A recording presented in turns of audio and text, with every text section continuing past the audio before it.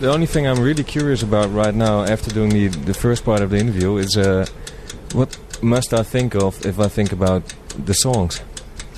Each one is different. You'll think of something else after hearing each one. It's unexplainable. You just have to hear it. Yeah. I've tried explaining before, and I'm always wrong. So I want to stop doing that and just have you explain it for yourself, I guess.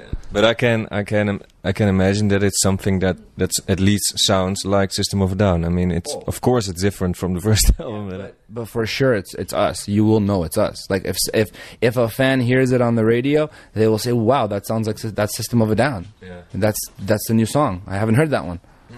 But you will know it's us, guaranteed. That's the beauty of it. How long did it take, the whole recording sessions, etc.?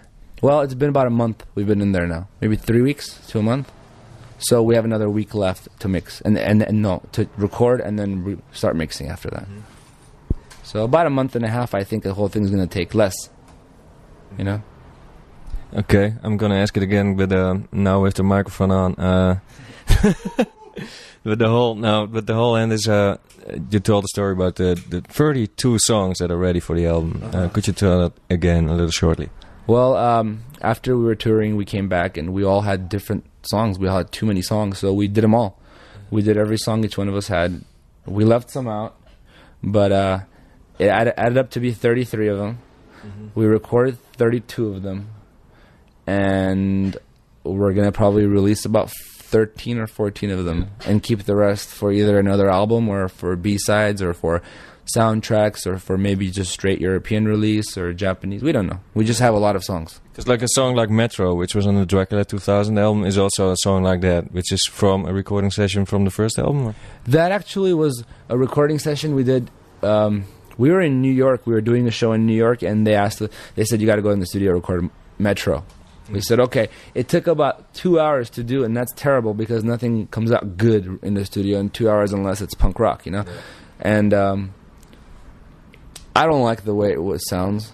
It's the arrangement that we had, you know, but it doesn't sound good. I don't like the way it's recorded. It's a good song, though. Thank you, but I don't like the way it's recorded at all. I can imagine something because it's not as fast and as fat as the regular. It's very thin sounding. The bass sounds like tin can. It was a quickie. Yeah, very quick. It's just awful. It's not even my bass I'm using. I'm using someone's bass at the studio that they had at the time. And we tune differently, so when you tune your guitar differently, you have to change everything on it. And like there was no real... I can say there was no professionality about it. I just tuned it down and did it. Sorry about that.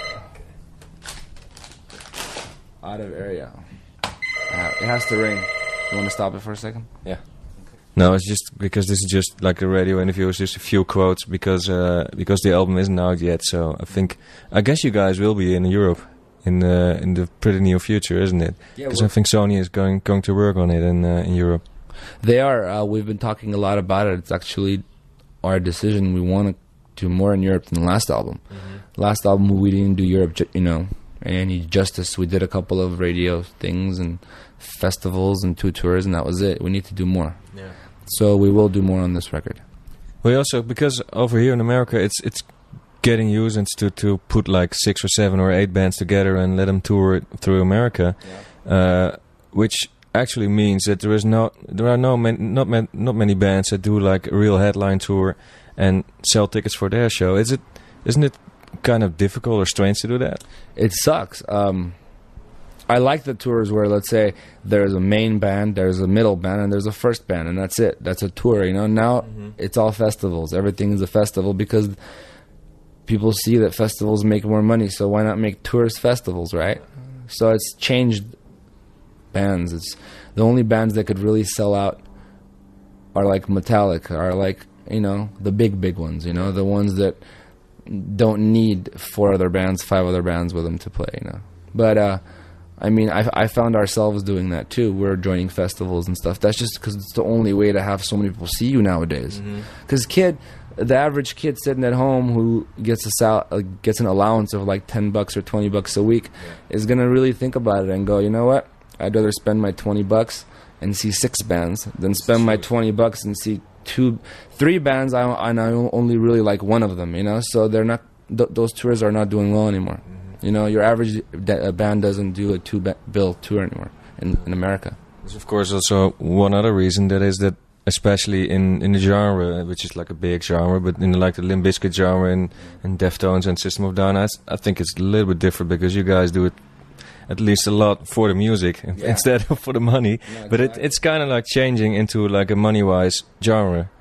It's all about money, dude. I mean, for us, I hate it. I hate whenever money gets involved with our band, it's like the worst thing in the world, because it's like it takes away from the fact that we're doing music and we're doing this because we love the music, you know. So it's hard to win fans over without the gain of money, right? So bands like Limp Bizkit and I don't know, I don't want to mention names, but that do a lot of, they really pump themselves. I'm not knocking Limp Bizkit by saying bands like Limp Bizkit. I'm just saying that they really became a machine, and they went and did this, let's release an album, let's release 5 singles, let's go, let's 5 videos, a tour, come home, do the biggest thing possible, you know. Okay, what's going to make us more money? What's going to make us bigger? That's what we're going to do. Now, for us, the way we look at things is, okay, what's going to make us happier? What's going to make us look more respectable in everyone's eyes than what's going to make us more money, you know? Because the money will come in the long run, you know? And I don't need to be a billionaire. I'd rather be well off, be comfortable, but be proud of what I've done than have millions of dollars and sit there and go, you know what? I sold myself, you know? And I don't like that. So I'd rather make it and be real. Be proud when you're ready. And be proud of it and look back and say, fuck yeah. You know?